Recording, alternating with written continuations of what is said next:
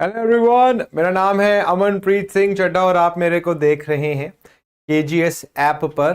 बच्चों, स्वागत है आपका आज के सेशन में। Engineering mechanics is the subject और ये लास्ट क्लास है इस सब्जेक्ट की।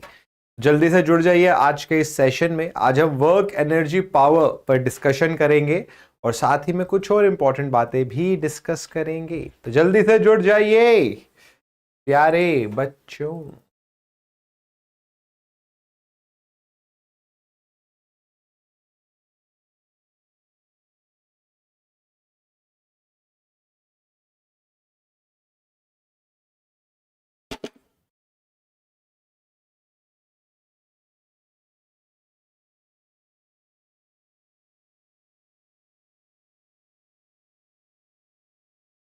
Good afternoon, good afternoon.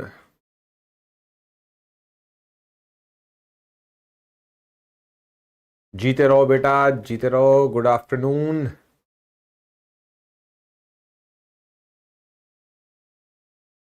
तो प्यारे बच्चों, कुछ बहुत इंपॉर्टेंट अनाउंसमेंट है मेरे पास आप बच्चों के लिए। तो सबसे पहले तो इंजीनियरिंग मैकेनिक्स सब्जेक्ट की आज हमारी लास्ट क्लास है। तो आज हम डील करेंगे लेक्चर नंबर 11 के साथ, which is work energy and power। प्रणाम प्रणाम बेटा, प्रणाम प्रणाम। ठीक है, so this is your lecture number 11।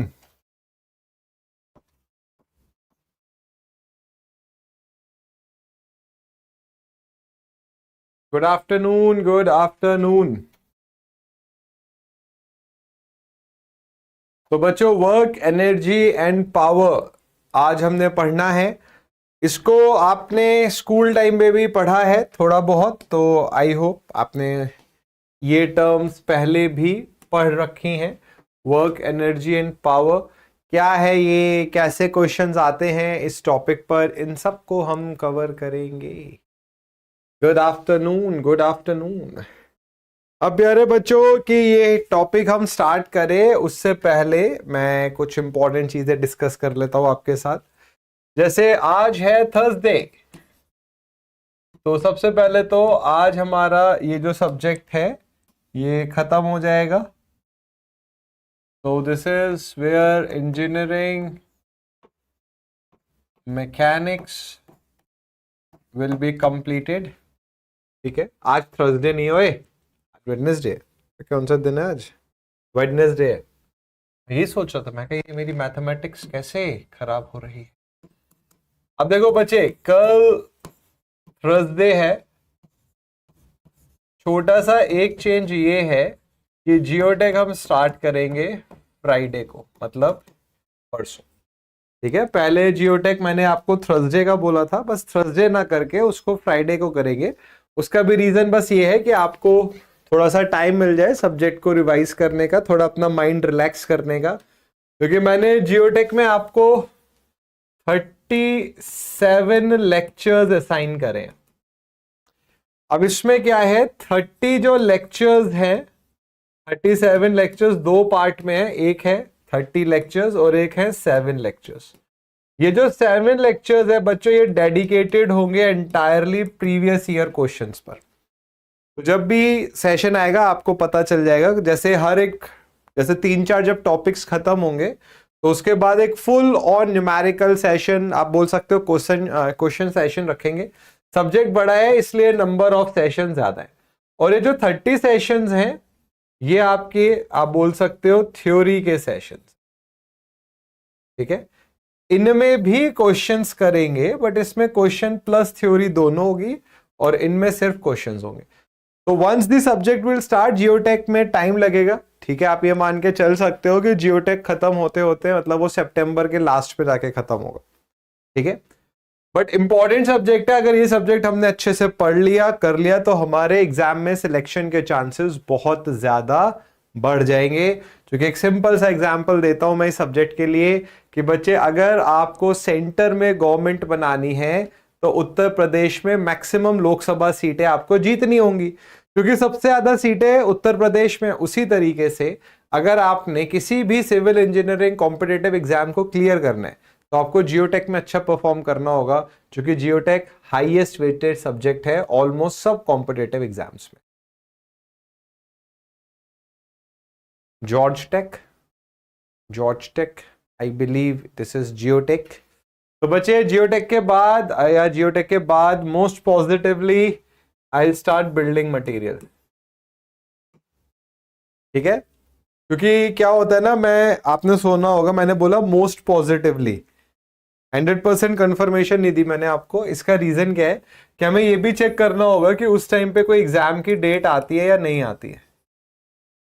ठीक है, क्योंकि एग्जाम की डेट भी डिसाइड करती है कि कौन सा सब्जेक्ट को हम स्टार्ट कर सकते हैं। अब जैसे गेट या इंजीनियरिंग सर्विसेज है, उनमें क्या होता है आपको पता है फरवरी में एग्जाम होना है, तो आप अपने हिसाब से चल सकते हो। तो AEJ एग्जाम्स में ना डेट का पता नहीं रहता है, तो इसलिए हम कह नहीं सकते कि कौन सा सब्जेक्ट होगा, क्योंकि बिल्डिंग मटेरियल क्या है, थ्योरेटिकल सब्जेक्ट है।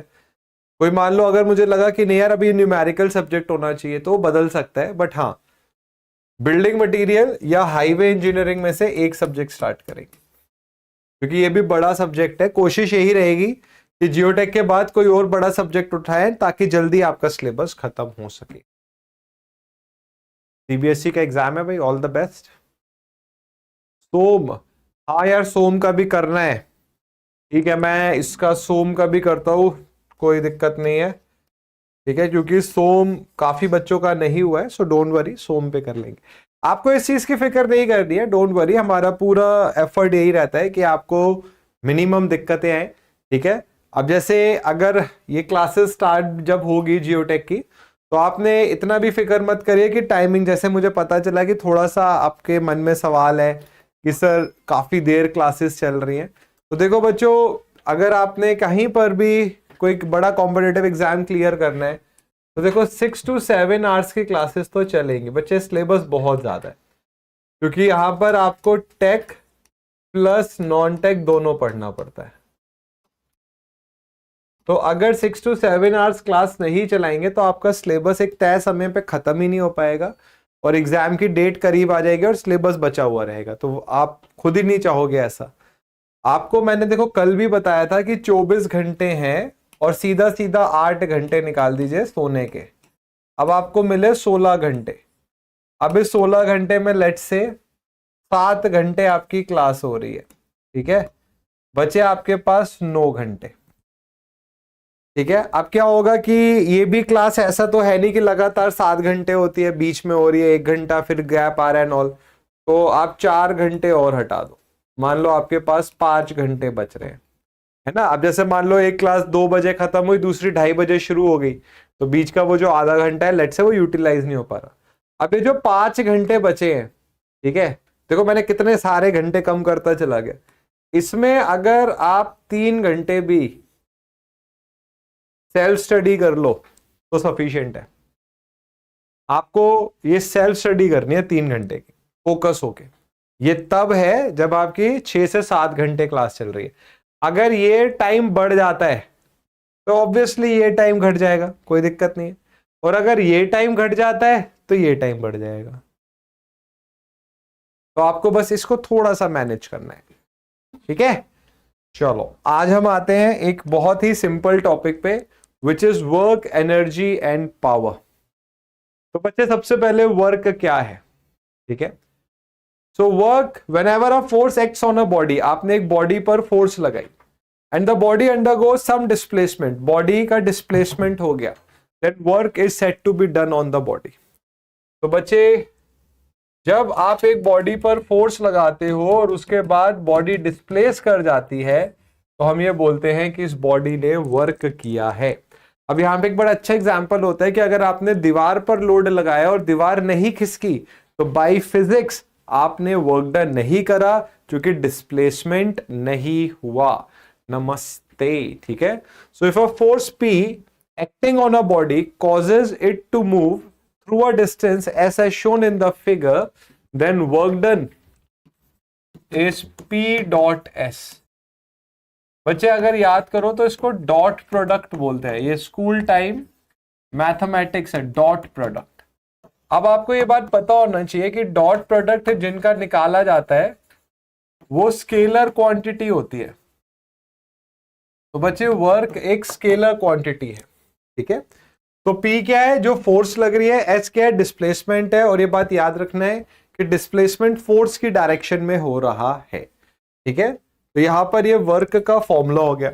अब अगर हम बात करें वर्क की यूनिट की, पहले ये देख लेते हैं। तो work is a scalar quantity, it is defined as the dot product of force and displacement, which means it has magnitude but no direction, ठीक है। अब बच्चे अगर हम बात करें यहां पर यूनिट ऑफ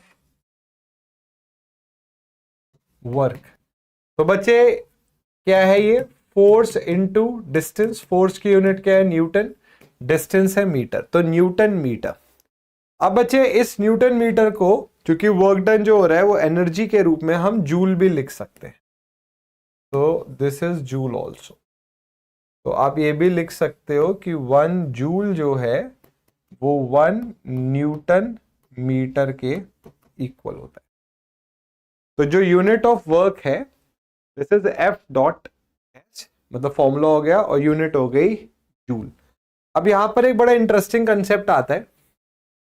प्यारे बच्चों, वर्क आपने पढ़ा, ये हो गया फोर्स इनटू डिस्टेंस, और टॉर्क की बात करें तो ये होता है फोर्स इनटू परपेंडिकुलर डिस्टेंस, ठीक है। ये परपेंडिकुलर डिस्टेंस। वर्क की यूनिट है न्यूटन मीटर, जिसको कि आपने जूल लिख दिया, बट जो टॉर्क की यूनिट है ये है न्यूटन मीटर। तो प्यारे बच्चे, टॉर्क को आप जूल में नहीं दिखाते।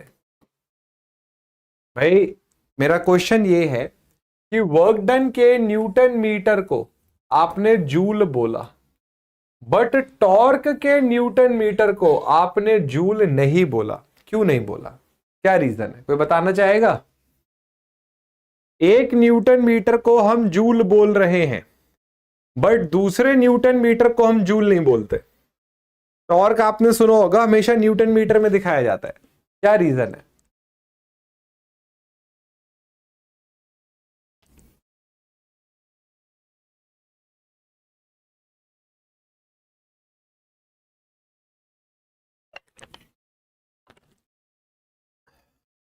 बिल्कुल सही। देखो इसका मतलब समझो, अच्छी बात है, कोशिश कर रहे हो आप। देखो बच्चे, अभी आपने पढ़ा कि जो वर्क है ये स्केलर क्वांटिटी है, ठीक है। इवन जो एनर्जी होती है ये भी स्केलर क्वांटिटी होती है। एनर्जी की यूनिट होती है जूल। तो बच्चे, वर्क स्केलर है तो वर्क की यूनिट जूल होनी चाहिए, क्योंकि वर्क स्केलर है। अगर हम टॉर्क की बात करें तो जो टॉर्क होता है ये वेक्टर क्वांटिटी होती है, क्योंकि आपने पढ़ा है कि जो टॉर्क है वो क्लॉकवाइज और एंटी क्लॉकवाइज दिया जाता है ना। तो टॉर्क वेक्टर क्वांटिटी है। अगर आप इस टॉर्क की यूनिट जूल दिखा दोगे तो इसका मतलब आप इसको क्या मान रहे हो, स्केलर मान रहे हो, बट ये स्केलर नहीं होता। तो बच्चे, वर्क डन के न्यूटन मीटर को जूल इसलिए लिख देते हैं क्योंकि वर्क डन स्केलर है और जूल स्केलर होता है, बट टॉर्क के न्यूटन मीटर को इसलिए जूल नहीं बोलते क्योंकि टॉर्क वेक्टर है, और जूल लिखने का मतलब आप उसको स्केलर मान रहे हो। बच्चे बात समझ आई? बहुत बढ़िया। जिन बच्चों ने मेहनत करके आंसर दिया, सही या गलत, बट स्टिल बहुत बढ़िया मेहनत तो आपने करी, लिखा, अच्छी बात है। I appreciate the effort. But बच्चों मुझे बताओ, आंसर समझ आया ये?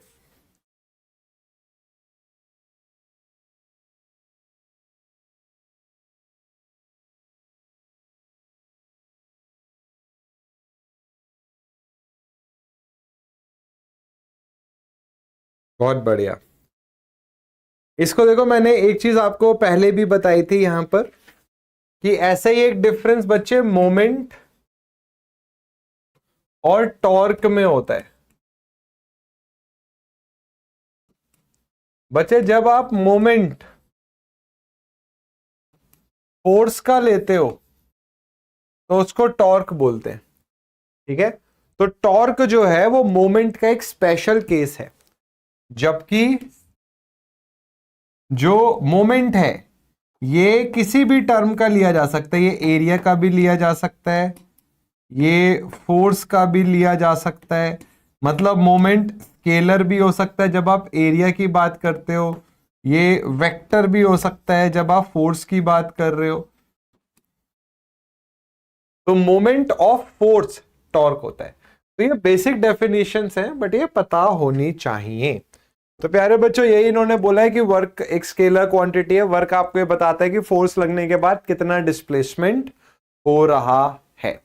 अब अगर हम ग्राफिकल रिप्रेजेंटेशन की बात करें, तो जैसे मान लीजिए आपने एक कांस्टेंट फोर्स लगाई एक बॉडी पर, और इस फोर्स की वजह से बॉडी का एक डिस्प्लेसमेंट हुआ। तो बच्चे, अगर आपने लोड डिस्प्लेसमेंट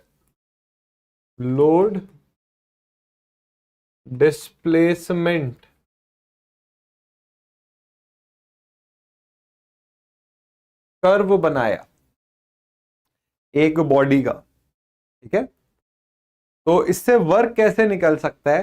अब जैसे आपको पता है कि जो वर्क है, ये फॉर्मूला पूछ लिया जाता है, ये फोर्स इनटू डिस्प्लेसमेंट है। तो हम ये बोल सकते हैं कि जो एरिया होता है फोर्स डिस्प्लेसमेंट कर्व का, वो आपको वर्क डन बताता है। एरिया कैसे आएगा, P force multiplied by S। तो प्यारे बच्चे, ये एक इंपॉर्टेंट क्वेश्चन है, पेड़ बना देता हूं मैं यहां पर। So the area of load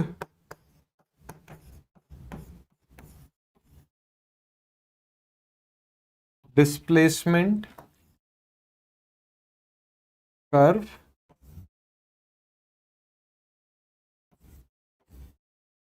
gives work.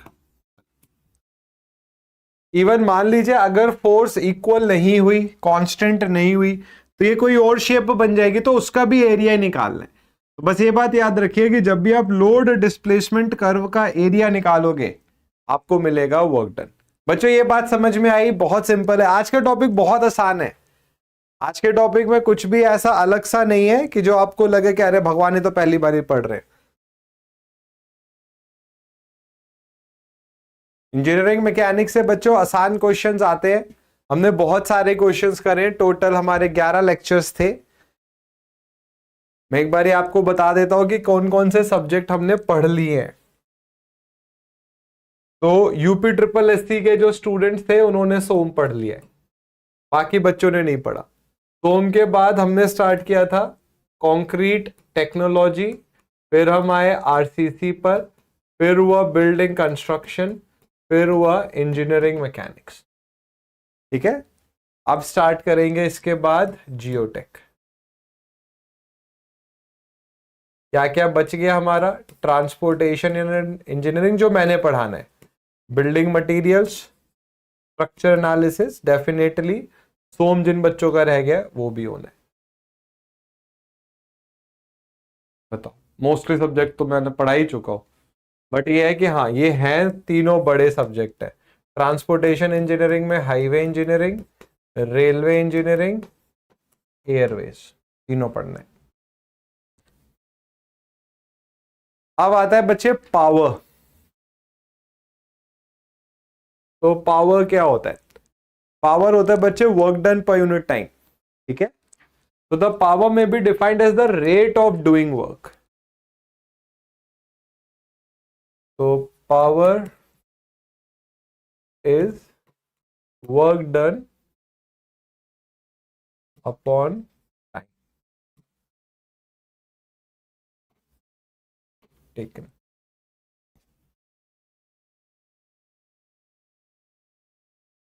Work done upon time taken. ठीक है, तो प्यारे बच्चों, अब जैसे अगर हम बात करें, हम सिविल इंजीनियर हैं, तो हमारे लिए ना पावर टर्म बहुत ज्यादा यूज नहीं होती है। अगर हम फ्लूइड मशीनरी की बात करें, टर्बाइंस और पंप्स की बात करें, तो वहां पर हम पावर टर्म के बारे में सुनते हैं, वरना उसके अलावा ज्यादा हमें पावर के साथ डील नहीं करते क्योंकि मशीन्स का पार्ट है। तो सिविल इंजीनियरिंग में आप पावर की बात ज्यादा नहीं सुनोगे, हम ज्यादा बात सुनते हैं एनर्जी की। बट स्टिल हमें फॉर्मूला पता होना चाहिए कि power is work done upon time taken.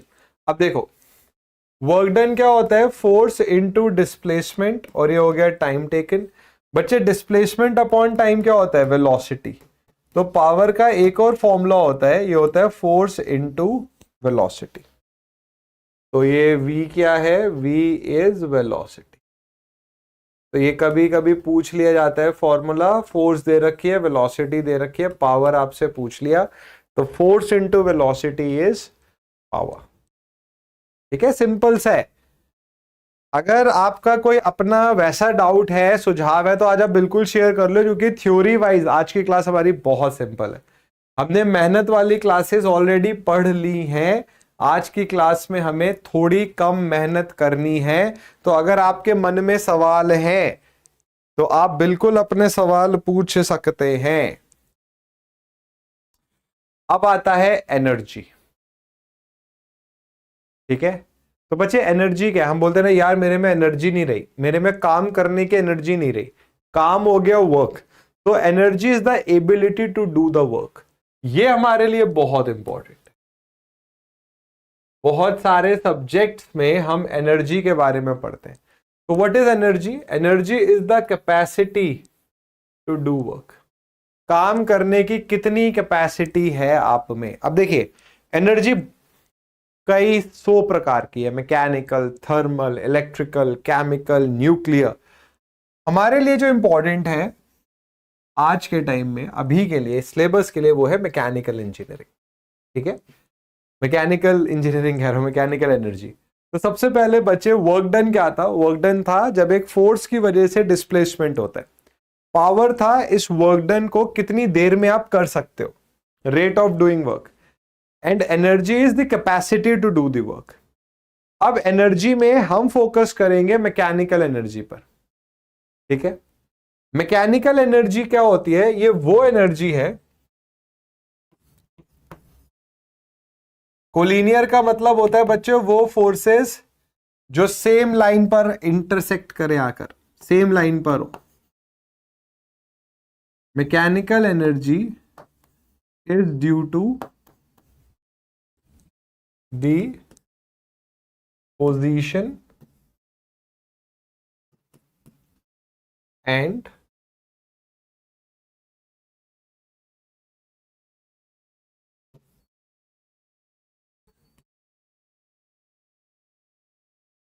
Motion of the body. Mechanical energy वो एनर्जी होती है जो बॉडी के मोशन और पोजीशन की वजह से हो। अब आपको पता है पोजीशन की वजह से कौन सी होती है, पोटेंशियल एनर्जी। तो एक है mechanical energy which is potential energy. तो बच्चे ये क्यों कैसे आती है, ये आती है due to the position of the body. बहुत ज्यादा यूज है इसका सिविल इंजीनियरिंग में। आपको ओपन चैनल फ्लो और फ्लूइड मैकेनिक्स में बहुत ज्यादा यूज दिखेगा इसका। और दूसरी होती है काइनेटिक एनर्जी।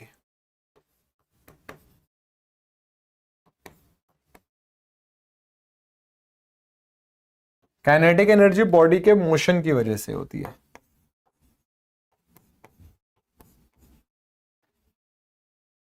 ड्यू टू दी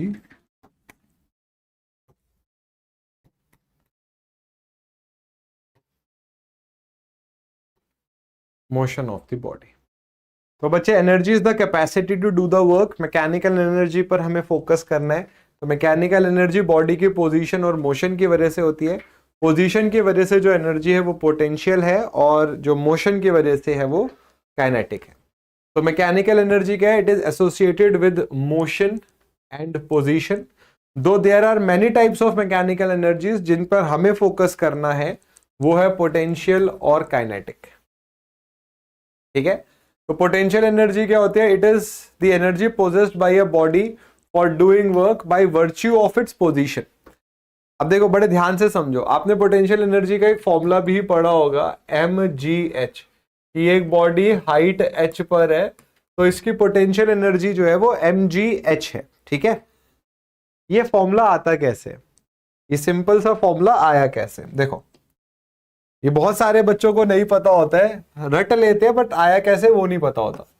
तो मैं आपको बताना चाह रहा हूं कि जो फॉर्मूला है, एक्सप्रेशन जो है फॉर पोटेंशियल एनर्जी क्या है।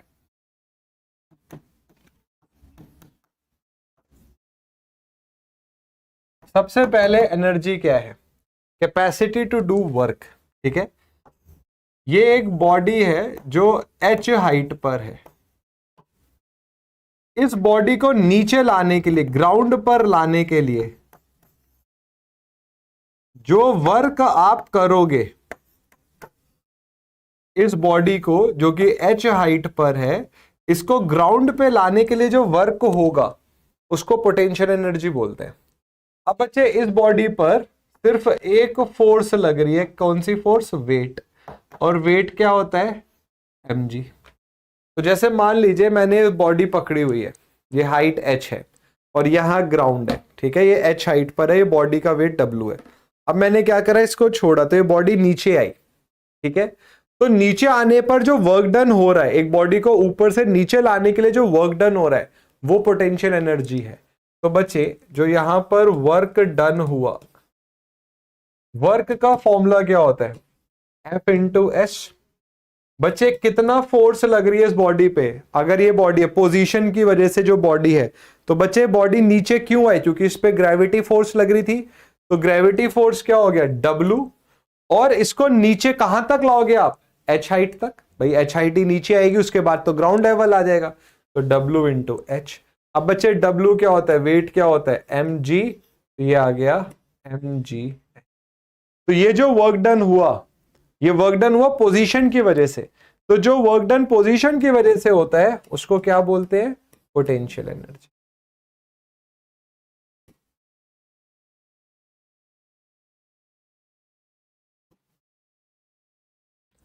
बच्चों बात समझ आई है।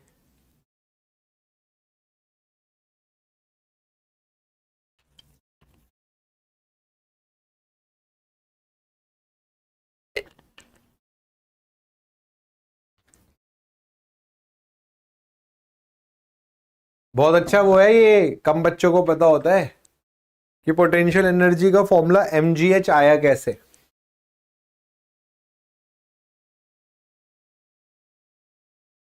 और देखो यही चीज यहां पर सिखाई भी गई है। तो it is the energy possessed by a body for doing work by virtue of its position. A body raised to some height, let's say ये हाइट h है, above the ground level, possesses some potential energy because it can do some work by falling on the earth surface। तो आपने क्या करा, जैसे मान लो मेरा ये हाथ है, ठीक है, ये ग्राउंड है, आपने क्या करा, इस बॉडी को उठा के आप यहां ले गए, तो आपने एक वर्क करके बॉडी को ऊपर ले आए। अब आपने बॉडी को ड्रॉप करा, बॉडी नीचे है, तो बॉडी ने भी एक वर्क डन करके नीचे आ गई। तो ये जो पोजीशन की वजह से वर्क डन हो रहा है ये होता है potential energy. Work done in raising the body is mgh, this work is stored in the form of potential energy. ठीक है, अब बच्चे बिल्कुल इसी तरीके से काइनेटिक एनर्जी का भी मैं डेरिवेशन कराऊंगा आपको। तो काइनेटिक एनर्जी क्या है, it is the energy possessed by a body for doing work by virtue of its mass and velocity. अब आपने काइनेटिक एनर्जी का जो फॉर्मूला है वो जरूर पढ़ा होगा, हाफ mv² होता है। कैसे आएगा ये बताऊंगा मैं आपको। ठीक है, एक सिंपल सा अजम्पशन ले लीजिए, पहले एक अजम्पशन हमने कंसीडर करा कि consider a body which has been brought to rest by a uniform retardation. तो बच्चे u वेलोसिटी से ये बॉडी ट्रेवल कर रही थी, तो जो इनिशियल वेलोसिटी है वो u है, फाइनल वेलोसिटी v है। अब बच्चे हमने बोला कि हम बॉडी को रेस्ट पर लेकर आए हैं, तो फाइनल वेलोसिटी 0 हो गया। और लेट से जो a है ये यूनिफॉर्म रिटार्डेशन है। ठीक है, हम वर्क डन या काइनेटिक एनर्जी निकालना चाहते हैं। सबसे पहले काइनेटिक एनर्जी भी एक वर्क डन ही है। वर्क डन का बच्चे फॉर्मूला क्या होता है? Force into displacement. बच्चे फोर्स क्या होता है? Mass into acceleration into displacement. हम ये बात जानते हैं कि v square you square minus 2as के इक्वल होता है। रिटार्डेशन का कंसेप्ट है। फाइनल वेलोसिटी 0 है तो you square by 2 a into S के इक्वल हो गया। अब ये जो वर्क डन है ये हो जाएगा मास, और as की जगह आपने क्या लिख दिया? You square by 2। अब ये जो वर्क डन है ये मास और वेलोसिटी दोनों पे डिपेंड कर रहे हैं। ये बॉडी के मोशन की वजह से आया, बॉडी मूव कर रही है, ठीक है। तो जो वर्क डन बॉडी के मोशन की वजह से आता है, यहां पर ग्रेविटी का कोई रोल नहीं है, यहां पे आपको जी नहीं दिख रहा, तो वो वर्क डन जो बॉडी के मोशन की वजह से आता है और वेलोसिटी की वजह से आता है, इसको बोलते हैं काइनेटिक एनर्जी।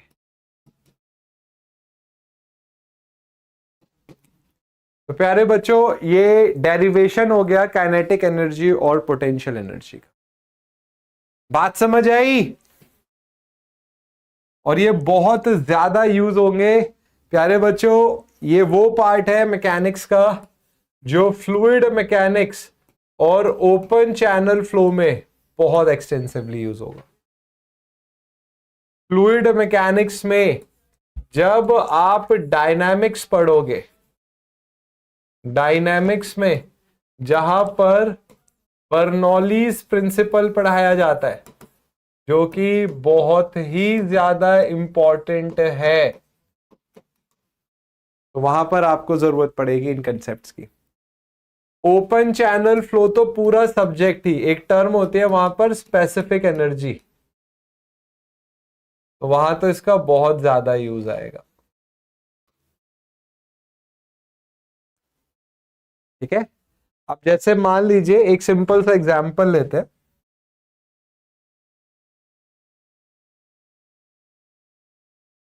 तो जैसे ये एक बॉडी है और कोई बॉल रोल होती हुई नीचे आ रही है, तो बच्चे ऐसे केस में इस बॉडी में काइनेटिक एनर्जी और पोटेंशियल एनर्जी दोनों होंगी, क्योंकि पोजीशन के लिए भी काम हो रहा है और मोशन के लिए भी काम हो रहा है। तो सच body will have both potential as well as kinetic energy. But why? क्यों है ऐसा? क्योंकि आप बोलोगे कि इस बॉडी में पोजीशन भी है, क्योंकि एक हाइट पर भी है और मोशन भी है, because this body possesses both position and motion. भैया मेरे पैर में लग गई। बच्चे बात समझ आई? देखो, एक होता है कि हमने चीजों को पढ़ा है, एक होता है कि हमने चीजों को समझा है। ये समझने वाली चीज है।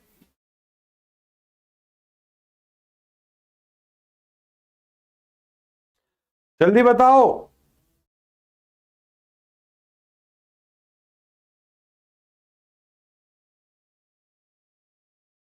ये बात याद रखो कि when a body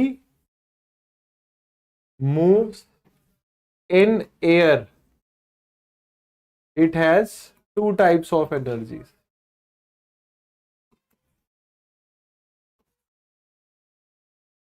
तो जब एक बॉडी एयर में मूव करती है, जैसे ये आपके सामने, तो बच्चे इसमें दो एनर्जी हैं। एक तो है पोटेंशियल एनर्जी और एक है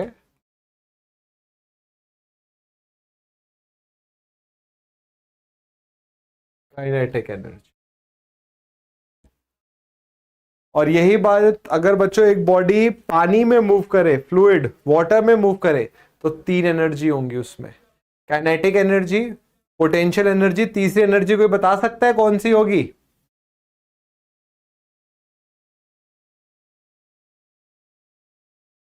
अगर एक बॉडी पानी में मूव कर रही है, नहीं, डेटम जो होता है ना बच्चे, डेटम वो पोटेंशियल एनर्जी होता है। तो अगर एक बॉडी लेट से वाटर में मूव कर रही है, तो एडिशनल एनर्जी जो उसमें होती है वो होती है प्रेशर एनर्जी। ये पानी की डेंसिटी की वजह से आती है। तो उसमें पोटेंशियल भी होती है, काइनेटिक भी होती है, एक एनर्जी जो और आ जाती है वो प्रेशर है। ये प्रेशर एनर्जी पानी की डेंसिटी की वजह से आती है। आप बोलो सर एयर में ऐसा क्यों नहीं होता? एयर की डेंसिटी कम होती है, तो एयर की वजह से प्रेशर एनर्जी नहीं आती। वेरी गुड सुनील, बिल्कुल सही, प्रेशर एनर्जी बोलते हैं उसको, बिल्कुल सही। ठीक है बच्चों, अब देखो यहां पर मैं आपको एक और बढ़िया चीज बताता हूं। क्या है वो बढ़िया चीज? वो बढ़िया चीज है एनर्जी हेड।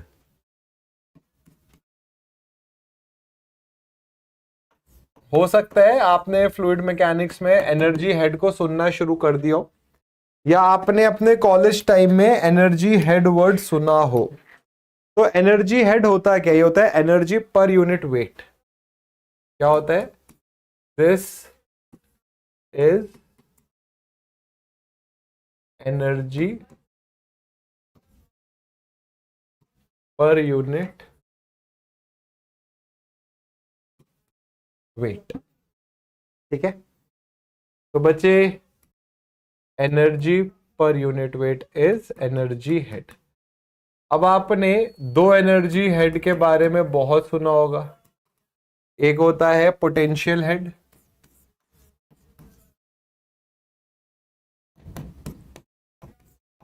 जिसको आप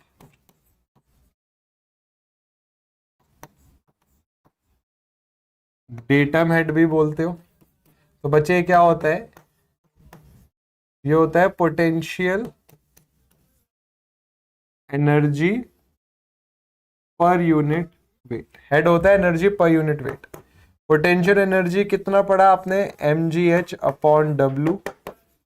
mgh बच्चे W कितना होता है? m इंटू जी। कट गया, कितना आया? H।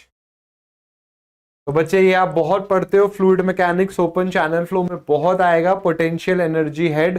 तो ये H के इक्वल होता है। ठीक है, बिल्कुल सही। अब आता है काइनेटिक हेड, जिसको आप वेलोसिटी हेड भी बोलते हो। तो काइनेटिक हेड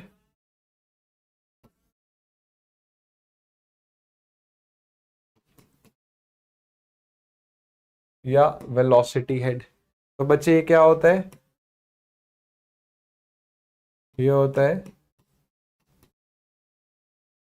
काइनेटिक एनर्जी पर यूनिट वेट। बच्चे काइनेटिक एनर्जी अभी आपने सॉल्व किया, क्या होता है? Half M U square. कुछ बुक्स में वी बोल देते हैं, एक्चुअल बात यह है जिस वेलोसिटी से ट्रेवलिंग हो रही है, डिवाइडेड बाय वेट कितना हो गया? एम इंटू जी। एम से एम कटा, क्या आ गया? You square by. बच्चों बात समझ आई है? ये बहुत इंपॉर्टेंट है और बहुत यूज होगा। Velocity head, kinetic head, fluid mechanics open channel flow में यही सब पढ़ना है आपने। अमित मौर्य सर आपको फ्लूइड मैकेनिक्स पढ़ा रहे हैं, तो आगे जाके वो इन्हीं चीजों की बात करेंगे। और जब आपको Apurva Maurya Apurva Mittal sir open channel flow पढ़ाएंगे, तब दोबारा ये सब चीजें डिस्कस होंगी। अब यहीं पर मैं एक और सवाल पूछ लेता हूं आपसे कि एनर्जी हेड निकालने की जरूरत क्या है? भाई एनर्जी से काम चल ही रहा है, तो एनर्जी हेड क्यों निकाल रहे हो?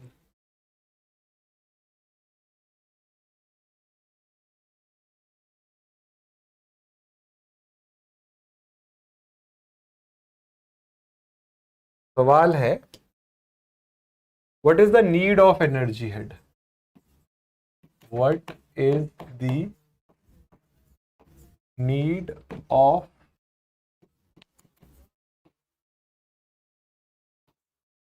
Energy head. क्यों फ्लूइड मैकेनिक्स और open channel flow energy head का इस्तेमाल कर रहे हैं? हाँ, इस बार काइनेटिक एनर्जी का क्वेश्चन था, सीधा सीधा क्वेश्चन था। क्वेश्चन था कि आपको वेलोसिटी गिवन थी, एनर्जी हेड पूछा था। तो बच्चे एनर्जी हेड शब्द आ ही क्यों रहा है? देखो हमें ना क्वेश्चन पूछने चाहिए। मैंने एक कोट पढ़ी थी और बहुत अच्छी कोट लगी मुझे। वो कोट ये थी कि a man is not defined by his answers, a man is defined by his questions. तो आप अपने आंसर से नहीं, अपने क्वेश्चन से ज्यादा इंपॉर्टेंट है। क्योंकि देखिए, एक स्टूडेंट के पर्सपेक्टिव से कई बार बच्चा इतनी आसान चीज पूछ लेता है कि हमें समझ में आ जाता है कि अभी ज्यादा पढ़ाई नहीं कर रहे। और कई बार कोई बच्चा इतना बढ़िया क्वेश्चन पूछता है कि समझ में आ जाता है कि एक सर्टेन नॉलेज गेन कर लिए तभी काम चल रहा है। तो बच्चे एनर्जी हेड है क्या? क्यों हमें एनर्जी पर यूनिट वेट निकालना पड़ता है? इसका एक बड़ा सिंपल सा एग्जांपल लेते हैं। कोई रिवर लेते हैं, रिवर की बात करते हैं। रिवर बच्चे एक मैसिव वाटर बॉडी है, विशाल काय पानी का स्रोत है, विशाल काय मैसिव वाटर बॉडी है। अब जैसे मान लीजिए ये एक नदी बह रही है, ठीक है, ये प्लान है इसका, ठीक है, टॉप व्यू आप देख रहे हो, लेट से विड्थ बी है। मैंने आपसे बोला इसकी काइनेटिक एनर्जी बताइए कितनी होगी, इस नदी में कितनी काइनेटिक एनर्जी है? तो आपने बोला कि sir half into mass into velocity का स्क्वायर। बच्चे आप सोचो, गंगा नदी में क्या हम इजीली मास पता कर सकते हैं कितना पानी बह रहा है उसमें? बहुत मुश्किल है। तो बच्चे मास की टर्म्स में कैलकुलेशन करना बहुत मुश्किल है, मास कैलकुलेट करना बहुत मुश्किल है। बट अगर हम बात करें काइनेटिक एनर्जी के बजाय काइनेटिक हेड की, तो काइनेटिक हेड क्या हो गया? Half M V square upon M G, तो ये हो गया वी स्क्वायर बाई 2g। तो दिस इज काइनेटिक हेड। तो हमने ये देखा कि काइनेटिक एनर्जी निकालना तो मुश्किल है क्योंकि उसके लिए हमें चाहिए मास, बट काइनेटिक हेड निकालना आसान है। काइनेटिक हेड अगर निकालना है तो वेलोसिटी ऑफ फ्लो पता कर लो, कितनी वेलोसिटी से पानी बह रहा है नदी में, और आपको जी के बारे में पता है, कांस्टेंट है 9.81 है। तो आपके लिए काइनेटिक हेड और वेलोसिटी हेड निकालना आसान है क्योंकि मास निकालने की जरूरत नहीं पड़ती। इसीलिए फ्लूइड मैकेनिक्स और ओपन चैनल फ्लो जैसे सब्जेक्ट में आप हेड टर्म के बारे में पढ़ते हो, क्योंकि अगर आप हेड का इस्तेमाल करोगे तो आपको मास निकालने की जरूरत नहीं है, आपकी कैलकुलेशन बहुत बच जाएगी। बात समझ आई बच्चों? रोहित बच्चे, ये एक फॉर्मूला ही होता है। जैसे हेड क्या होता है ना, अगर मैं सिर्फ हेड शब्द की बात करूं तो हेड होता है एनर्जी पर यूनिट वेट, एनर्जी पर यूनिट वेट। अब जैसे काइनेटिक है तो काइनेटिक एनर्जी पर यूनिट वेट, पोटेंशियल हेड है तो पोटेंशियल एनर्जी पर unit wait, and so on. अगर वेलोसिटी की बात करें बच्चे, तो वेलोसिटी पिटॉट ट्यूब से निकलती है। किसी भी पॉइंट पर वेलोसिटी पता आपको करनी है तो आप उसे पिटॉट ट्यूब से निकाल सकते हो। देखो, चीजों को जोड़ना आप शुरू करोगे तो आपको फायदा मिलेगा। इंजीनियरिंग मैकेनिक्स बहुत अच्छा सब्जेक्ट है। देखो, इंजीनियरिंग मैकेनिक्स का ना मैं आपको एक चीज दिखाता हूं। हम आए यहां पर, ठीक है,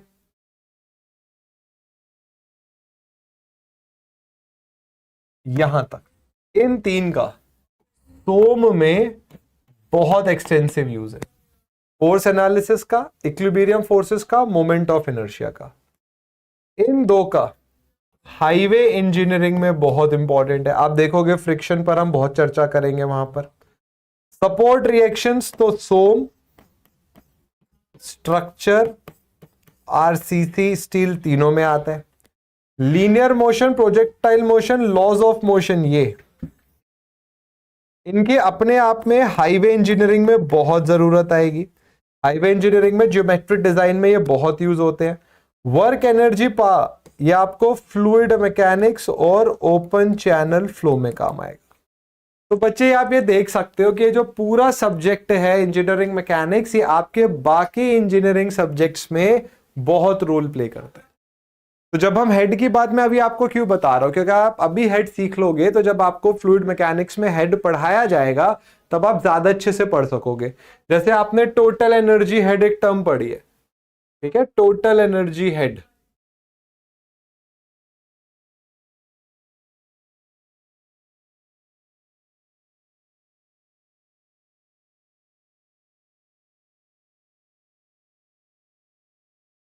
अब देखो, फ्लूइड मैकेनिक्स या ओपन चैनल फ्लो में आप एक टर्म पढ़ते हो, टोटल एनर्जी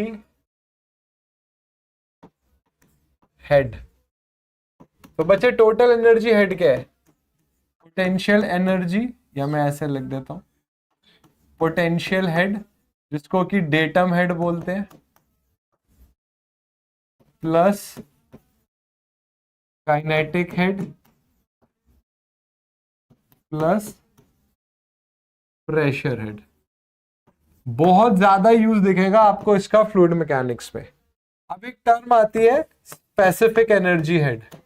पूरा ओपन चैनल फ्लो बच्चे इस एक टर्म पे चलता है, और इसमें क्या होता है, जो पोटेंशियल हेड है वो जीरो हो जाता है, तो ये होता है प्रेशर हेड प्लस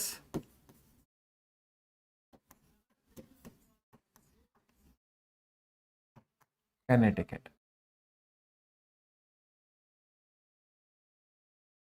तो देखो, जैसे जो अभी आप पढ़ रहे, जैसे मैंने आपको हेड के बारे में बताया, एनर्जी पर यूनिट वेट, तो इसका बहुत ज्यादा यूज दिखेगा आपको ये फ्लूइड मैकेनिक्स में यूज दिखेगा, और ये ओपन चैनल फ्लो। तो बेसिक है, अगर हमने इसको पढ़ लिया तो हमें कोई दिक्कत नहीं आएगी। तो बच्चों, अगर हम एनर्जी पर बात करें तो energy is the capacity to do the work, ठीक है। एनर्जी कई टाइप्स की, हम मैकेनिकल की बात कर रहे हैं।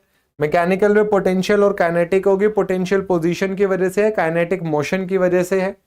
पोटेंशियल एक तरीके से ये है कि एक बॉडी को ग्राउंड पर लाने के लिए कितना वर्क डन करना पड़ेगा। काइनेटिक को आप ऐसे मान सकते हो कि एक बॉडी को रोकने के लिए कितना वर्क डन करना पड़ेगा, ठीक है। फिर हमने इनके फॉर्मूले डिराइव कर लिए, आई होप आपने अच्छे से समझ लिया।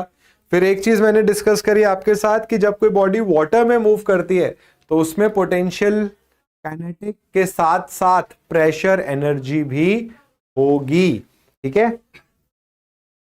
प्रियांक, अभी भी कंफ्यूजन है या दूर हुआ कंफ्यूजन?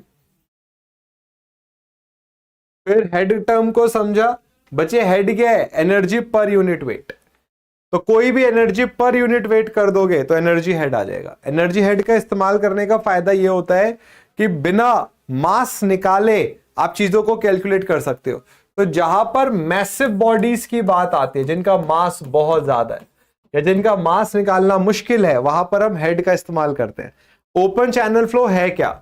ओपन चैनल फ्लो नदियों के फ्लो के बारे में होता है। तो नदियों में मास ऑफ वाटर निकालना बहुत मुश्किल है, इसलिए आपको ओपन चैनल फ्लो में हेड टर्म बहुत दिखेगा।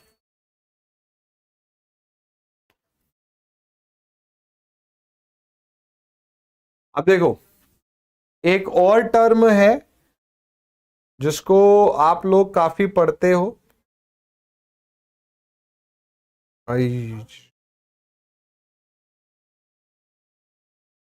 और ये टर्म है एक और एनर्जी जो हमें बहुत यूज होनी है, इसको हम एक्सटेंसिवली पढ़ते हैं। कौन सी होती है ये?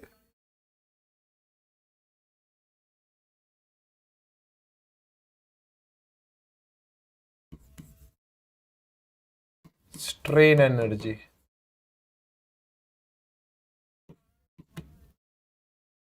ये भी एक टाइप की एनर्जी है, बहुत पढ़ते हैं। पूरे सोम में आपको मिल जाएगी। Strain energy due to axial loading, strain energy due to transverse loading.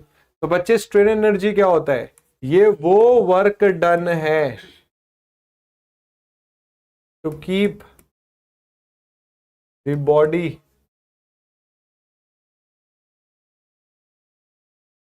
Eight its original position. एक बॉडी को उसकी ओरिजिनल पोजीशन पर रखने के लिए जो वर्क डन किया जाता है वो स्ट्रेन एनर्जी के रूप में स्टोर होता है। तो बहुत सारी टाइप की एनर्जीज है और इन्हीं को हमने पढ़ना होता है। अब जैसे यहां पर एक और जो हमारी हेडिंग है वो है conservation of energy. School time से आप कंजर्वेशन ऑफ एनर्जी पढ़ते हुए आ रहे हो। Energy can neither be created nor be destroyed, it can be converted from one form to another. अब जैसे आपने क्या करा, जब बॉडी को रोल करते हुए आप नीचे लाए तो टॉप पर पोटेंशियल एनर्जी थी और बॉटम पर काइनेटिक, तो क्या हुआ, लगातार बॉडी की पोटेंशियल एनर्जी काइनेटिक एनर्जी में बदल रही है। डेफिनेटली बीच में लॉसेस भी होते हैं, ठीक है, but law of conservation of energy क्या है, the energy can neither be created nor be destroyed though it can be transformed from one form to another in which the energy can exist. पूरा ब्रह्मांड इसी चीज पर चल रहा है।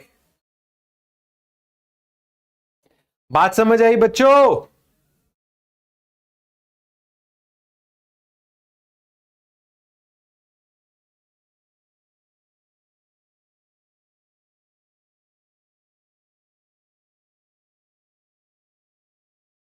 चलो अभी मैं आपको कुछ क्वेश्चन कराता हूं, बट क्वेश्चन कराने से पहले एक बढ़िया फैक्ट बताता हूं आपको।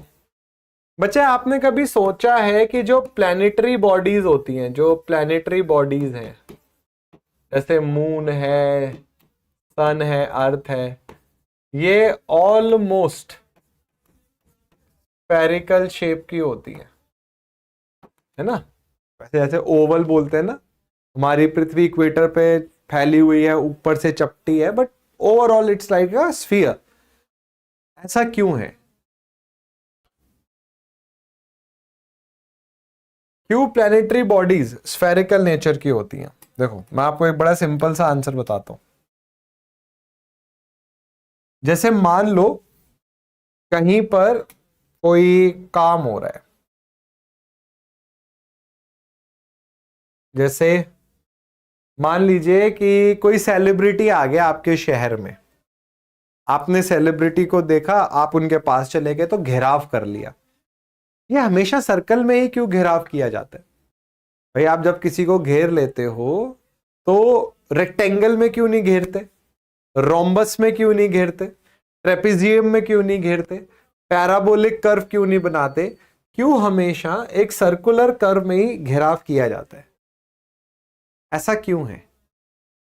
इसका आंसर है कि सर्किल की एक ऐसी प्रॉपर्टी है जो बाकी किसी में नहीं है। बच्चे स्फीयर का 2D प्रोजेक्शन जो होता है ना, वो सर्किल होता है। तो सर्किल की एक प्रॉपर्टी है रेडियस। रेडियस के साथ क्या होता है कि सेंटर से सर्किल में सरकमफेरेंस का हर फाइबर इक्वी डिस्टेंट है। चाहे ये फाइबर हो, ये हो, ये हो, ये हो, कोई भी फाइबर हो, हर फाइबर रेडियस डिस्टेंस पर लोकेटेड है। देखिए एक सिंपल सा रूल है, अगर हम किसी से आगे नहीं आना चाहते तो हम किसी के पीछे भी नहीं रहना चाहते। तो कहीं पर घेराव हो रखा है तो आप खड़े हो गए यहां पर आके, अब आप मान लो आगे नहीं जा सकते तो आप दूसरे इंसान के साथ आके खड़े हो जाओगे। आगे आ सकते हो तो आगे, नहीं तो साथ। कोई और आया वो उसके साथ, कोई और आया वो उसके साथ, और ऐसे ही सब साथ साथ होते होते क्या बनेगा, ये सर्कुलर शेप बननी शुरू हो जाएगी। अब प्लैनेट्स बनते कैसे? ये क्लाउड से बनते हैं, क्लाउड से। तो बच्चे ये क्लाउड भी यही फिलॉसफी अपनाते हैं, पहले एक क्लाउड आता है, उसके साथ दूसरा, उसके साथ दूसरा, और इस तरीके से, क्योंकि एग्जैक्ट टेम्परेचर प्रेशर तो है नहीं, वेरिंग टेम्परेचर प्रेशर होता है, इसीलिए एग्जैक्ट स्फीयर ना मिलके ये आपको शेप्स इस तरीके से मिलती हैं। बात समझ आई बच्चों?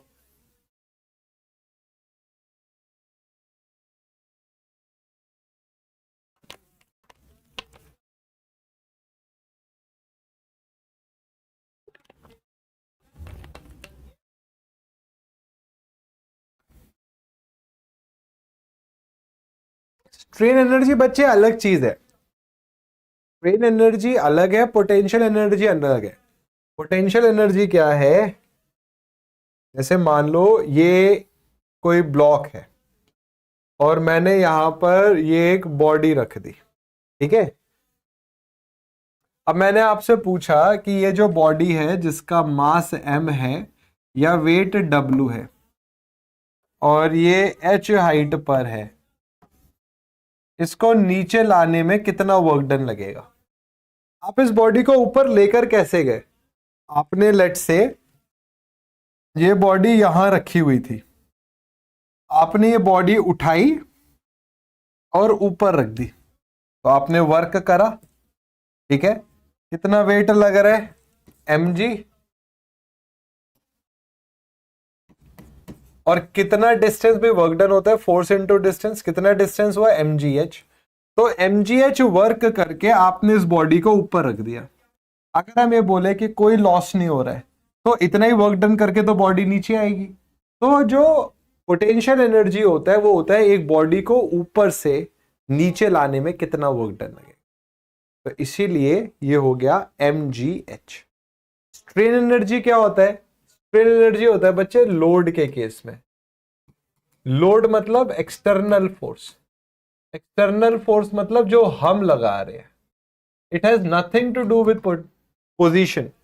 पोटेंशियल एनर्जी में ग्रेविटी का इफेक्ट आ रहा है, स्ट्रेन एनर्जी में कोई ग्रेविटी का इफेक्ट नहीं। मैंने क्या करा, इस बॉडी पर लोड लगाया, ये डिफॉर्म हो गई, तो मैंने एक वर्क डन करा, एक बाहरी वर्क डन करा, एक्सटर्नल वर्क डन करा बॉडी को डिफॉर्म करने में। अब मैंने क्या करा, लोड हटा दिया, बॉडी अपने ओरिजिनल पोजीशन में वापस आ गई, तो एक बॉडी ने इंटरनल वर्क डन करा। तो स्ट्रेन एनर्जी वो इंटरनल वर्क डन है जिसकी वजह से बॉडी ओरिजिनल पोजीशन पे वापस आने की कोशिश करती है। तो स्ट्रेन एनर्जी क्या है? ये ग्रेविटी से रिलेटेड नहीं है, ये लोड से रिलेटेड है, एक्सटर्नल फोर्स से रिलेटेड है। पोटेंशियल एनर्जी ग्रेविटी से रिलेटेड होती है। बात समझ आई बच्चे?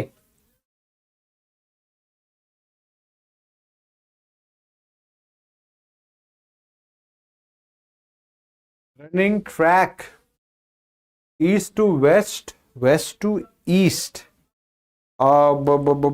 मतलब ये किस रिस्पेक्ट में आप पूछ रहे हो?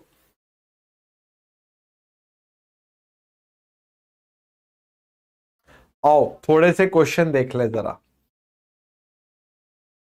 पहले बच्चों मुझे बताओ, यहां तक की बात समझ आई?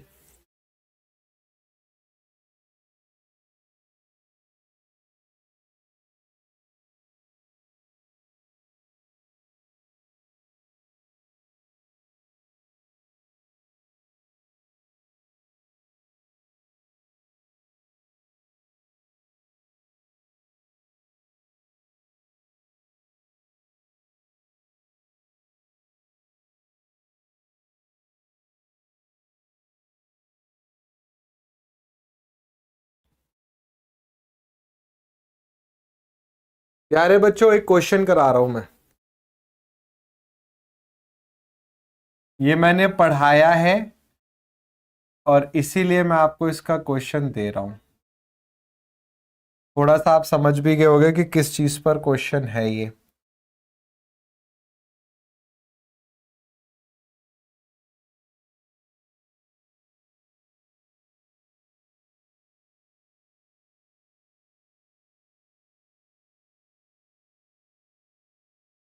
हुई थोड़ी सी फिगर गलत बन गई, समझ गए होगे। रिएक्शन निकालने के लिए पूछूंगा मैं आपसे।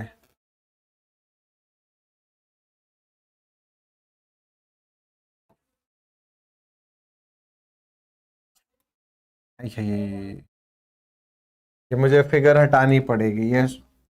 एक मिनट यार।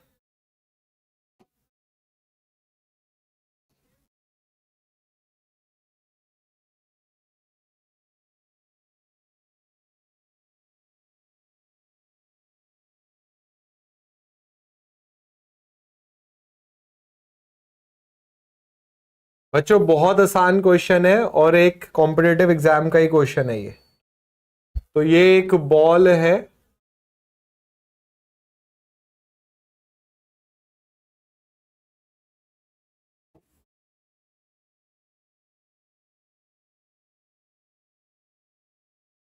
और ये दूसरी बॉल है।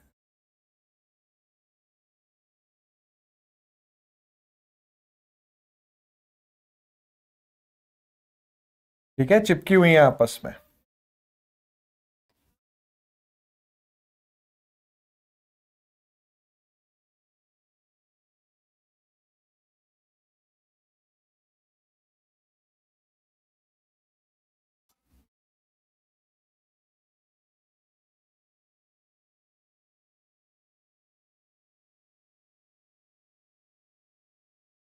बच्चों ये 30 डिग्री का एंगल है, ठीक है। तो दो आइडेंटिकल बॉडीज है, दोनों बॉडीज का वेट है 200 न्यूटन।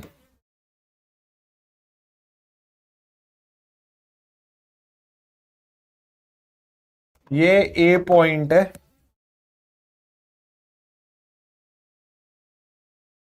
आपको बताना है रिएक्शन एट ए कितना होगा, ए पर रिएक्शन कितना होगा, ठीक है। ये बच्चे ऐसे क्वेश्चन कराए हैं मैंने शुरुआत में।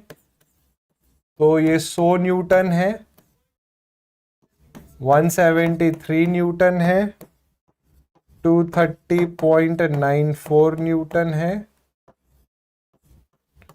या 288.6 न्यूटन है।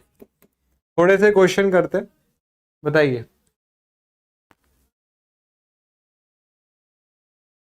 ओके बेटे, प्रणाम प्रणाम। बताओ बच्चों, ऐसे क्वेश्चन कराए हैं मैंने।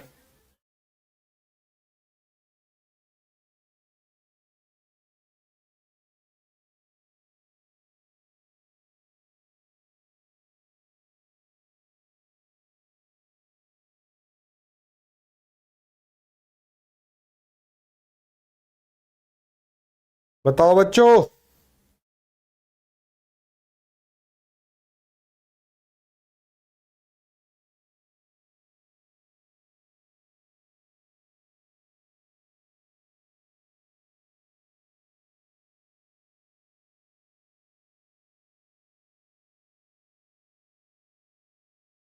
पढ़ाया है ये तो कोई ये नहीं कह सकता कि सब पढ़ा नहीं है हमने।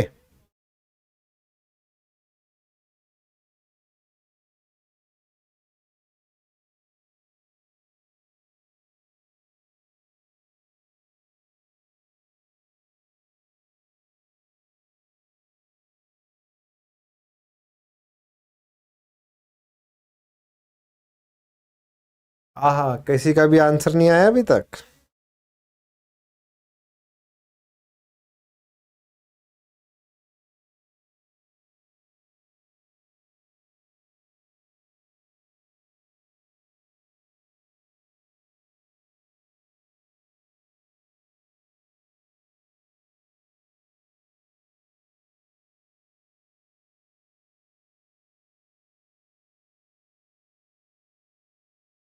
Good, answer is option B. कैसे आएगा बच्चों, अगर हम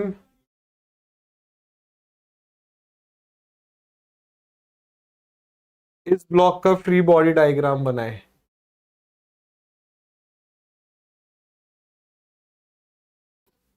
तो बच्चों रिएक्शन आया आर ए इस तरीके से, फिर वेट लग रहा है नीचे,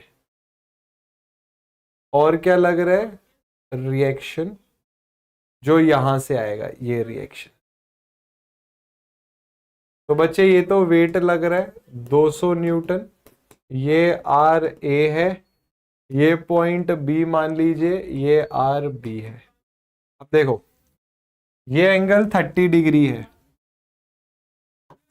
ये वेट लग रहा है, ये आर बी है, ये आर ए है, ये 30, ये 90, ये 60, ये 60, तो ये 60, ये 90, तो ये 30। आप लोगों ने क्वेश्चन कर रखे हैं, ये हो गया 30 डिग्री, ये 30 है, तो ये 60 डिग्री हो गया। अब लामीस थ्योरम लगा दो। तो बच्चे 200, 200 के बाद बाकी दो फोर्सेस के बीच में एंगल कितना है, 90। आर ए निकालना है, साइन बाकी दो फोर्स के बीच में कितना एंगल है, 60, साइन। तो आर ए कितना हो गया, 200 साइन 60 कितना होता है, √3/2, तो हो गया। तो आर ए कितना हो गया, 100√3, मतलब 173।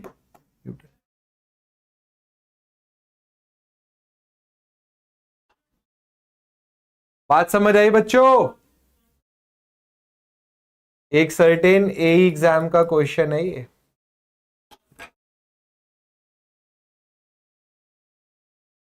और ऐसे क्वेश्चन कर रखे हैं हमने।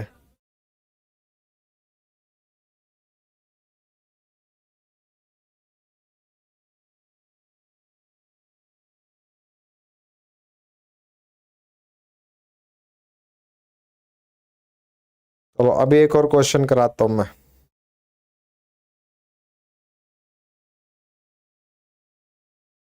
पहले मुझे बताओ बच्चों, ये क्वेश्चन समझ में आया?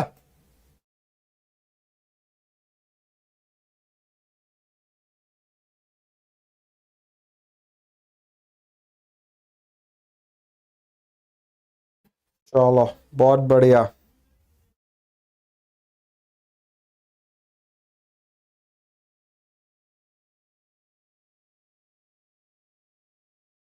मिनट, ऐसा ही एक और बढ़िया क्वेश्चन दिख गया मेरे को।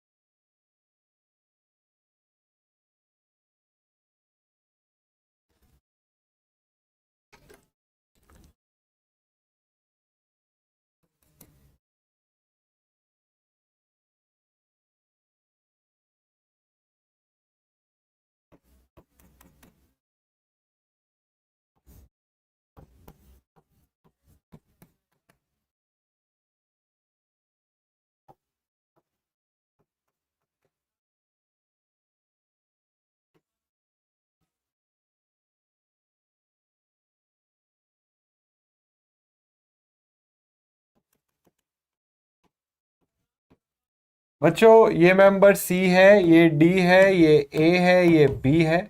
ये एंगल 30 डिग्री है और ये एंगल 60 डिग्री है। आपको बताना है सी डी मेंबर में कितनी फोर्स होगी। 526 न्यूटन है, 400 न्यूटन है, 692.82 न्यूटन है, या 525.64 न्यूटन है। बताइए सुनील। एंगल, चलो एंगल इस क्वेश्चन को कर लो फिर बताता हूं। यार वैसे मैंने पढ़ाया हुआ है, ये दिक्कत नहीं आनी चाहिए। रिवीजन नहीं कर रहे हो तुम लोग, इसका मतलब।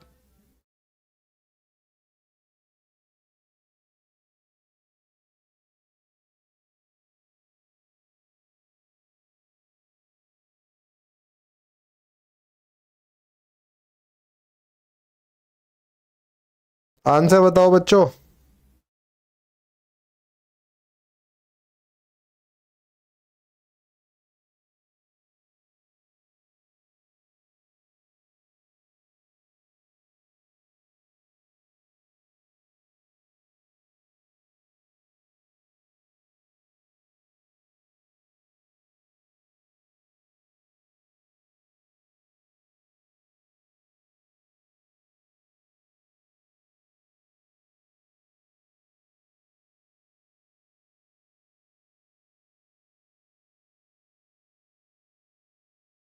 वेरी गुड, बट यार दो ही बच्चों ने आंसर दिया है, बाकी लोग क्या कर रहे हैं?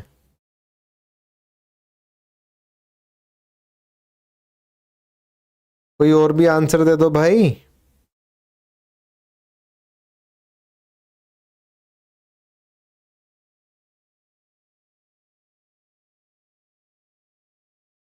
ये तो बहुत आसान क्वेश्चन है।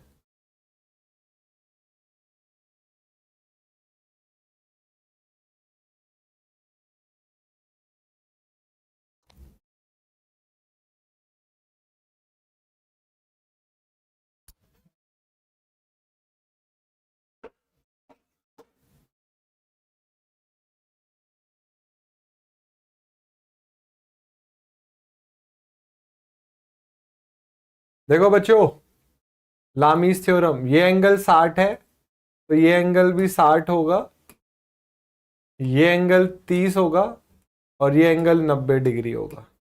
ठीक है, तो आपने बोला 800 upon sine 90 is equals to, force CD में पता करनी है।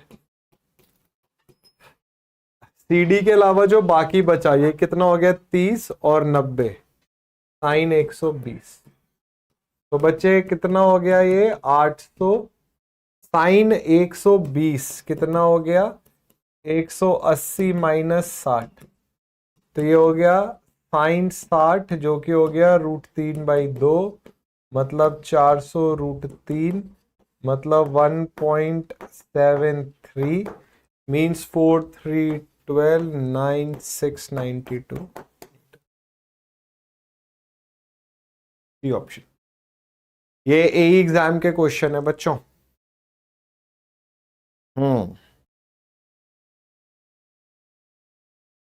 भाई किसी ने कुछ पूछना है तो बता दो।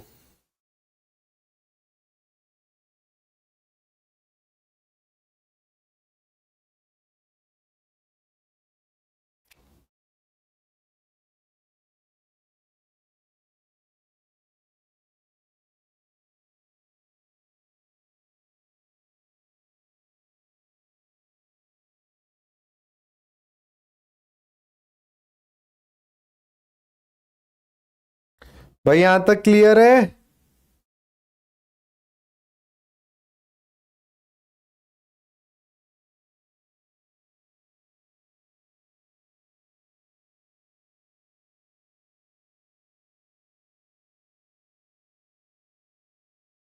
चलो एक क्वेश्चन और देखो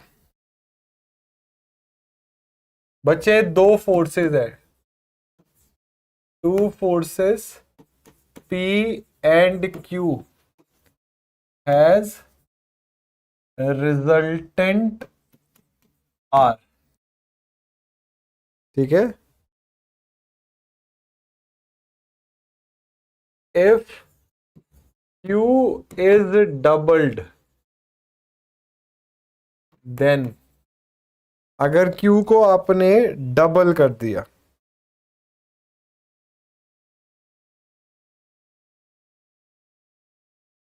नहीं ये नहीं, सॉरी, तो आसान क्वेश्चन, थोड़ा मेहनत वाला तो दूं मैं।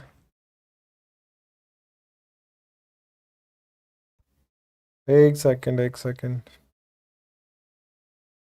वो तो यार बहुत आसान हो जाता, तुम लोग ऐसे ही कर लेते उसको।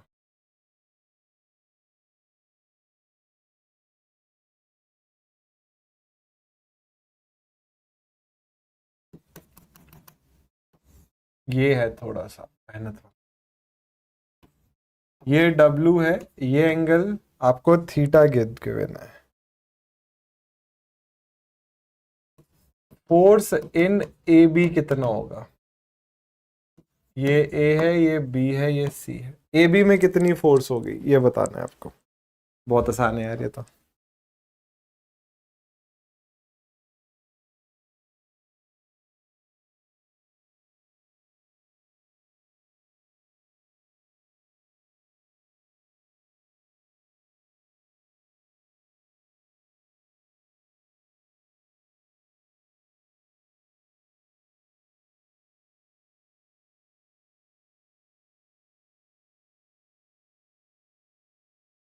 ये 90 डिग्री दिख ही रहा आपको, तो TAB अपॉन बाकी दो फोर्सेस के बीच का एंगल साइन 90, और ये हो गया W बाकी दो फोर्स के बीच का एंगल साइन थीटा। तो ये कितना हो गया भैया? TAB हो जाएगा W कॉसेक थीटा।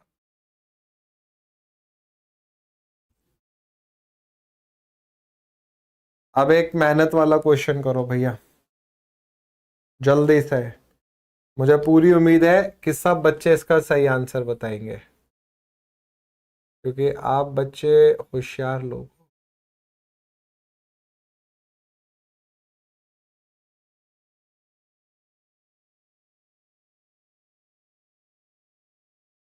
बच्चे आपने क्या करा, एक 50 mm डायामीटर का सर्किल है, ये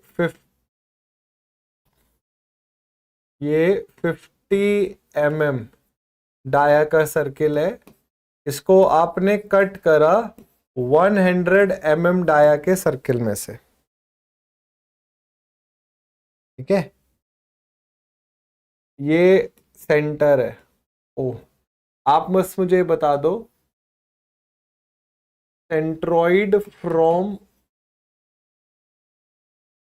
दिस पॉइंट, ये ए है, फ्रॉम ए कहां पर होगा? सेंट्रॉइड फ्रॉम ए कहां पर है?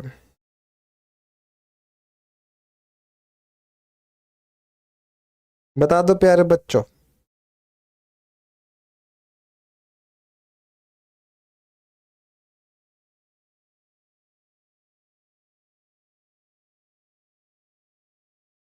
पढ़ाया था ना ये?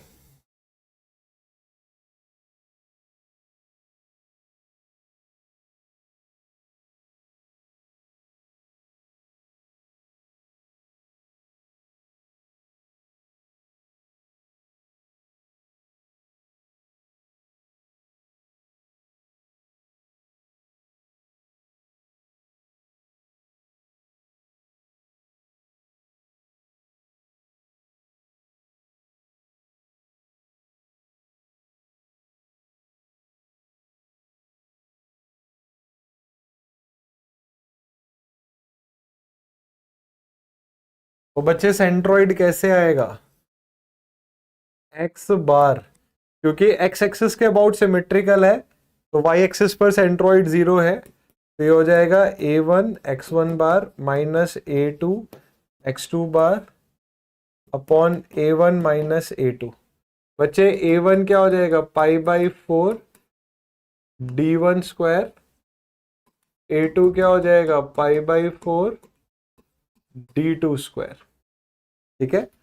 अब x बार 1 कितना होगा? ए से सेंट्रॉइड बड़े वाले सर्किल का सेंटर मतलब 50 mm, और x बार 2 कितना होगा? 50 का हाफ 25, बट एक से लेना है तो 50 प्लस 25 75। अब इसको सॉल्व कर दो, सब डेटा लिख दिया मैंने यहाँ पे। सबका देखो मेरे सामने जो कमेंट सेक्शन आ रहा है ना, 41.7, 8.33, 17.7, हर किसी ने अलग आंसर बताया है। भैया मुझे सॉल्व करवा के मानोगे तुम लोग। सो पाई बाई 4 इंटू 100 का square into x bar 1 50 minus pi by 4 into 50 का स्क्वायर इंटू 75 डिवाइडेड बाई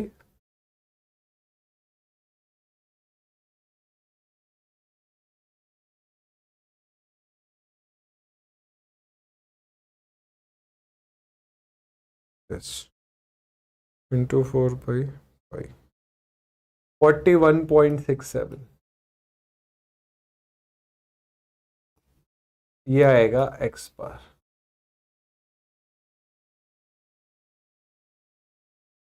अब देखो एक और बहुत बढ़िया क्वेश्चन है बच्चे। एक जगह ना प्रोजेक्टाइल मोशन हो रहा है, एक प्रोजेक्टाइल मोशन है, और उसमें जो इक्वेशन है प्रोजेक्टाइल की वो है y is equals to √3x minus g x square by 2। This is the equation of projectile. आपको बताना है एंगल ऑफ प्रोजेक्शन कितना होगा। एंगल ऑफ प्रोजेक्शन बताइए कितना होगा। क्या ये 1/√3 है? क्या ये √3 है? क्या ये 60 डिग्री है? क्या ये 0 डिग्री? बताइए। देखते हैं कितने बच्चे बुद्धिमता लगा पाते हैं।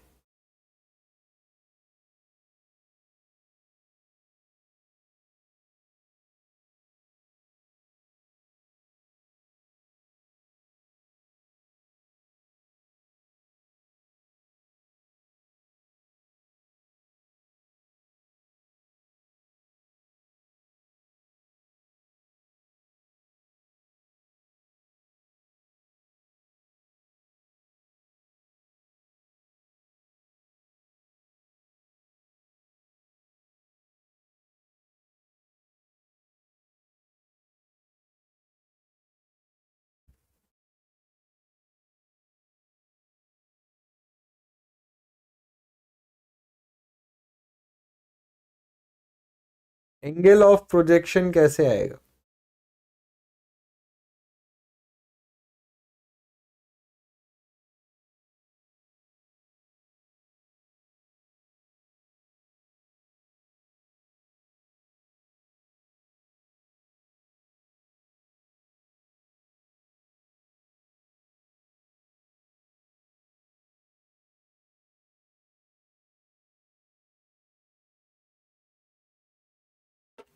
Now the answer is not 60 degree, the answer is √3। देखो बच्चों, मैं आपको बता रहा हूं कैसे आएगा। इक्वेशन ऑफ प्रोजेक्टाइल मैंने डिराइव कराई है यहां पर, प्रोजेक्टाइल की इक्वेशन, ठीक है। हमने पढ़ा था, अगर आपको कंफ्यूजन है, y is U T minus half A T square, ठीक है, ये इक्वेशन रहती है। अब हमने पढ़ा कि भैया यहां पर आप u की जगह साइन थीटा रख दो और t की जगह टाइम ऑफ फ्लाइट रख दो, ठीक है। तो आप दो तरीके से इसको सॉल्व कर सकते हो। एक तो आपको प्रोजेक्टाइल की जो x की टर्म्स में इक्वेशन है वो याद होनी चाहिए और आप कंपेयर कर दो इक्वेशंस को, ठीक है। तो जब आप कंपेयर करोगे तो आपके साथ x का कोफिशिएंट है वो पता चल गया और x स्क्वायर का कोफिशिएंट है, तो यहां से वैल्यू निकल के आ जाएगी। एक तरीका तो ये बात समझ आई जो बोली मैंने?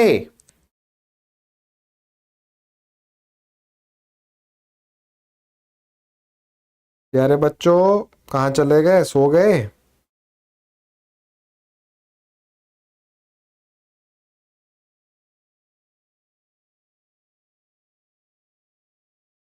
इक्वेशन डिराइव कराई थी।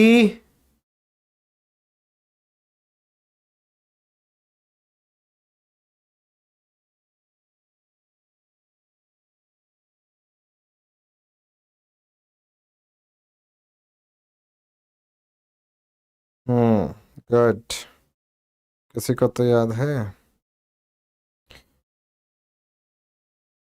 देखो, y की जो इक्वेशन थी प्रोजेक्टाइल की वो थी x tan अल्फा, ये डिराइव कराई है मैंने, minus g x square upon 2u² cos square alpha.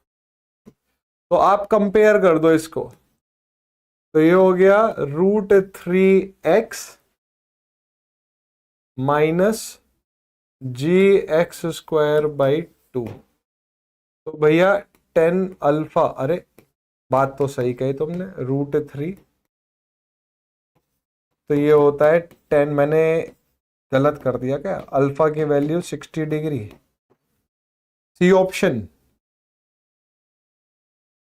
एक सेकेंड भाई, ये लेट मी चेक, मैंने कहाँ कहीं गलती कर दी क्या? कौन सा है ये क्वेश्चन नंबर 234?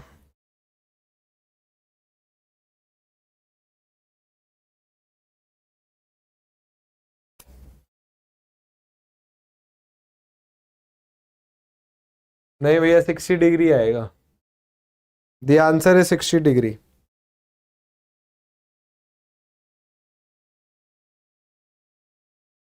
60 डिग्री आएगा। एक और क्वेश्चन है, ये कर लो बच्चे। एक बॉडी 5 रेडियन पर सेकंड की एंगुलर वेलोसिटी से रोटेट कर रही है।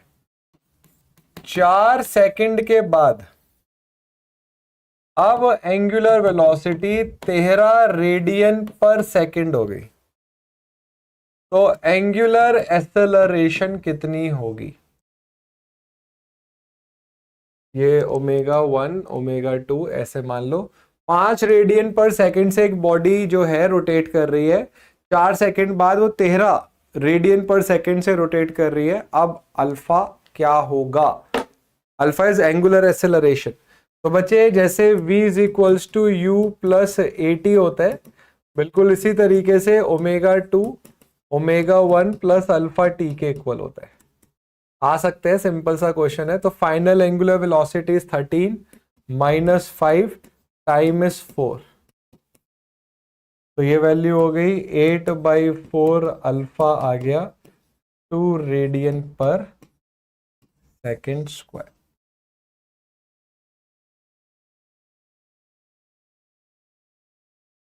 ठीक है बच्चों।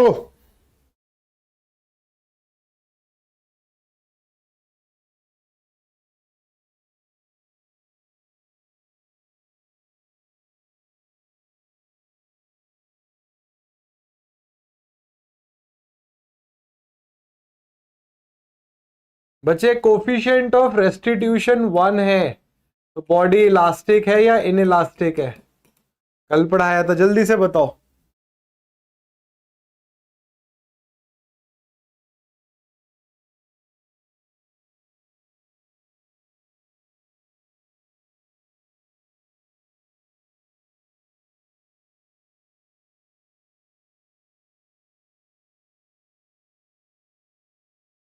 वेरी गुड, बॉडी इलास्टिक है।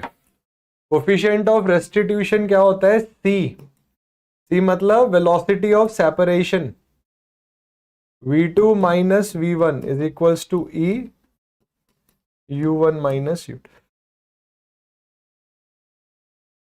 अब बच्चों with this we have done some revision of certain topics और इसी के साथ हमारा इस सब्जेक्ट का जो सिलेबस है ये हो गया है done. We are done with engineering mechanics. बधाई हो बच्चों।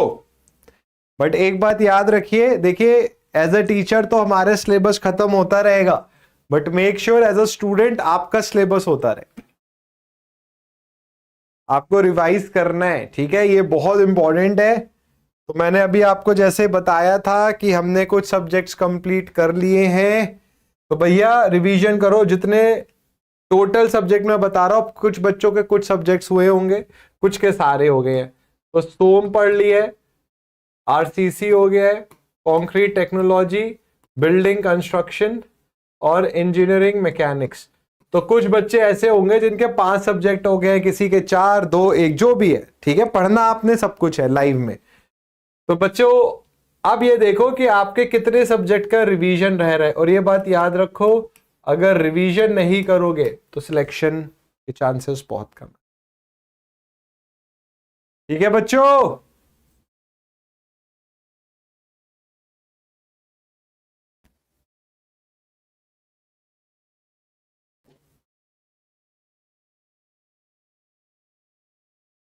कहां चले गए, सो गए क्या? बहुत बढ़िया। तो बच्चों कुछ पूछना है तो ठीक, नहीं तो we are done with the class. Work, energy और पावर पर सीधा सीधा फॉर्मूला बेस्ड क्वेश्चन ही होते हैं। हाँ, एक बच्चे ने पूछा कि सर जियोटेक पर डिस्कशन, तो इसका भी मैंने एक प्लान बनाया हुआ है। प्लान ये है कि मैं एक थोरो 30 मिनट्स का डिस्कशन करूंगा इस सब्जेक्ट पर यूट्यूब पर। कब? कल, ठीक है। तो वहां पर ये मैंने बताना है, तो इसका एकदम अच्छे से पीपीटी के थ्रू मैं आपको बताऊंगा सिलेबस क्या है, क्या इंपॉर्टेंस है, कैसे क्वेश्चंस आते हैं, क्या हमें पढ़ना है, everything this we will discuss on YouTube thoroughly, ठीक है। और परसों से हम जियोटेक सब्जेक्ट को स्टार्ट करेंगे। हाँ, कल आपकी मेरी कोई क्लास नहीं होगी, कल रिलैक्स करो माइंड। बच्चे इसकी टाइमिंग मैं आपको बता दूंगा, माइट बी पॉसिबल लाइव हो, माइट बी पॉसिबल रिकॉर्डिंग हो। तो लाइव है तो आप अपने डाउट लाइव में पूछ लेना, बट अगर मैंने रिकॉर्डिंग डाली तो आप यहां पर या यूट्यूब पर कमेंट सेक्शन में पूछ सकते हो। ठीक है बच्चों।